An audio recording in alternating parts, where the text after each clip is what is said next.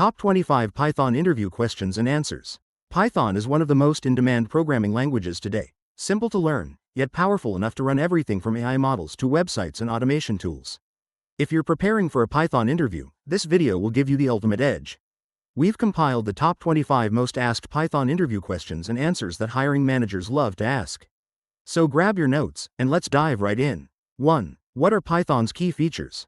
Python is known for its simplicity and readability, making it a favorite among developers and beginners alike. It's open source, cross-platform, and supports both procedural and object-oriented programming. Python also offers dynamic typing, automatic memory management, and a huge standard library. Plus, it integrates easily with C, C++, and Java. These features make Python highly versatile, whether you're working on web development, data analysis, machine learning, or automation projects. 2. What is PEP8 and why is it important? PEP8 stands for Python Enhancement Proposal 8, which is a style guide for writing clean, consistent, and readable Python code. It provides conventions for naming variables, indentation, spacing, line length, and more. Following PEP8 ensures your code is easy to maintain and understand, especially when working in teams. Employers often value developers who follow PEP8 because it reflects professionalism and coding discipline in collaborative environments. 3. What is the difference between lists and tuples? Lists and tuples are both used to store collections of items, but the main difference lies in mutability. Lists are mutable, meaning you can modify, add, or remove elements after creation. Tuples, on the other hand, are immutable. Once defined, their elements cannot be changed. Lists are denoted by square brackets, while tuples use parentheses. Tuples are often faster and used for fixed data, while lists handle dynamic collections. 4. Explain Python's memory management. Python uses an automatic memory management system through its built-in garbage collector. It handles allocation and deallocation of memory automatically, reducing the risk of memory leaks. Python keeps track of object references, and once an object's reference count drops to 0, it gets deleted. Additionally, the garbage collector cleans up cyclic references, objects referencing each other. This efficient memory handling is one reason Python is easy to use and highly reliable. 5. What are Python decorators? Decorators are a powerful feature that allows you to modify the behavior of functions or classes without changing their code. They use the @decorator_name syntax and are often used for logging, authentication, performance checks, or modifying outputs. For example, @staticMethod or @classMethod are built-in decorators. Think of decorators as wrappers that add extra functionality around your existing functions, cleanly and efficiently. 6. What is the difference between shallow copy and deep copy? A shallow copy creates a new object but references the same nested objects from the original, meaning changes in one may reflect in the other. A deep copy, however, creates a completely independent clone, including nested objects. You can perform shallow copies using the copy method and deep copies using the deep copy function from Python's copy module. This distinction is crucial when managing mutable data structures like lists and dictionaries. 7. Explain Python's Global Interpreter Lock, GIL. The Global Interpreter Lock, or GIL, is a mutex that allows only one thread to execute Python bytecode at a time. It ensures thread safety but limits true parallel execution in CPU-bound programs. However, it doesn't affect I/O-bound tasks like file or network operations. To achieve parallelism for CPU-intensive tasks, developers often use multiprocessing instead of multithreading in Python. 8. What are Python generators? Generators are a special type of iterable that yield items one at a time using the yield keyword instead of returning them all at once. They're memory efficient because they don't store the entire sequence in memory, they generate values on demand. This is especially useful when working with large data streams or infinite sequences. For example, a generator can read lines from a massive file without loading it entirely into memory. 9. What is the difference between @staticMethod, @classMethod, and instance methods? An instance method operates on object instances and can access instance variables. A class method, marked with @classMethod, takes CLS as its first parameter and can modify class-level data shared by all instances. A static method, defined with @staticMethod, doesn't take self or CLS. It behaves like a regular function but resides inside a class for logical grouping. Each serves different organizational and functional purposes in class design. 10. What are Python modules and packages? A module is a single py file containing Python definitions, functions, and classes. A package is a collection of modules organized in directories with an ___ init ___.py file. Packages help structure large applications into manageable components. For example, NumPy is a package containing multiple modules for numerical operations.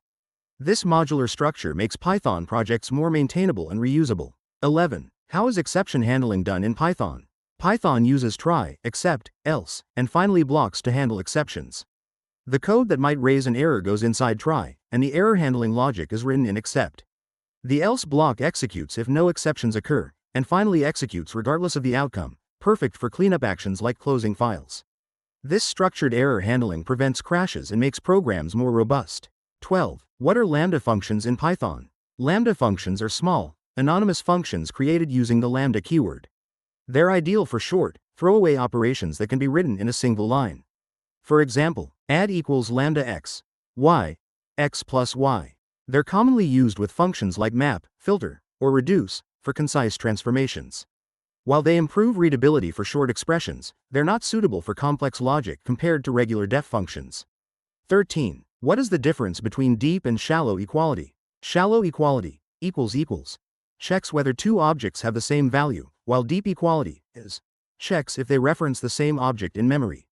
For example, two separate lists with the same content are equal, but not identical, Understanding this difference helps avoid logical errors when comparing data structures or handling mutable types in Python. 14. What is a Python namespace? A namespace in Python is like a container that maps names, identifiers, to objects. Different namespaces ensure names don't conflict with each other. Examples include local, global, built-in, and enclosing namespaces. For instance, a variable inside a function has a local namespace, while global variables exist in the global namespace. Python's locals and globals functions let you inspect these mappings, keeping variable management clear and organized. 15. What is the difference between init and new? New is a static method that creates a new instance of a class, while init initializes the object's attributes.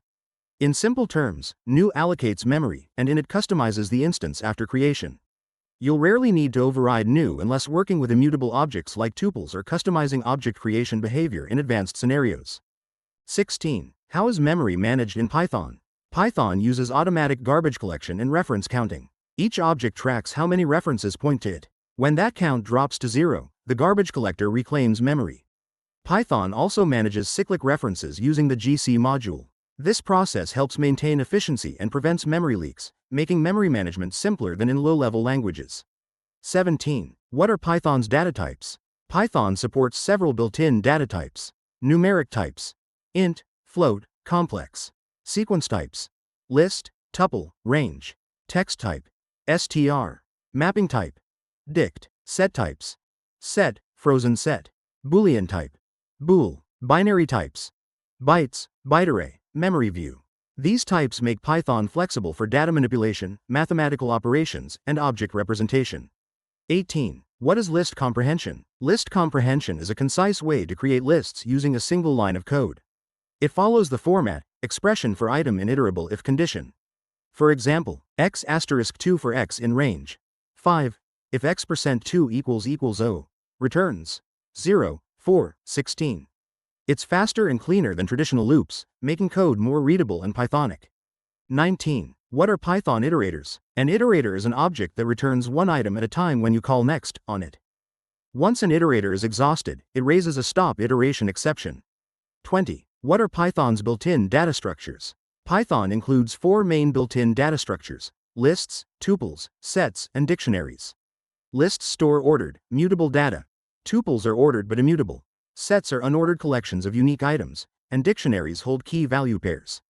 Together, these structures form the foundation for organizing and manipulating data in Python efficiently. 21. What is monkey patching in Python?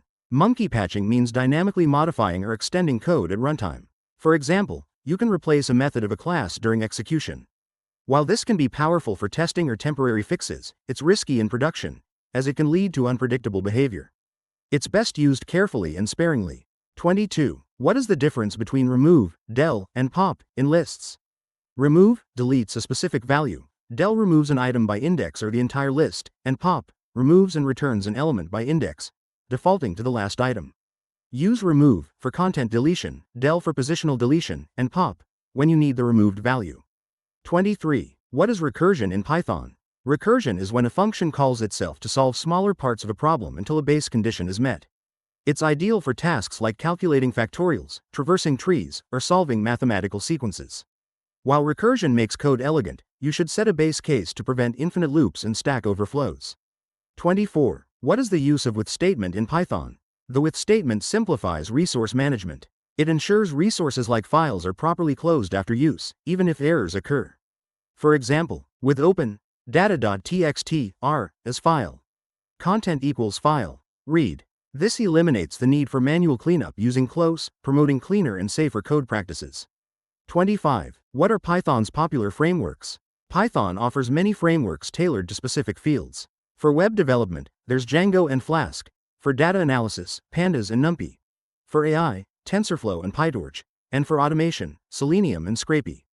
These frameworks extend Python's power, allowing developers to build applications faster and more efficiently. And there you have it, the top 25 Python interview questions and answers to help you impress your interviewer and land your dream job.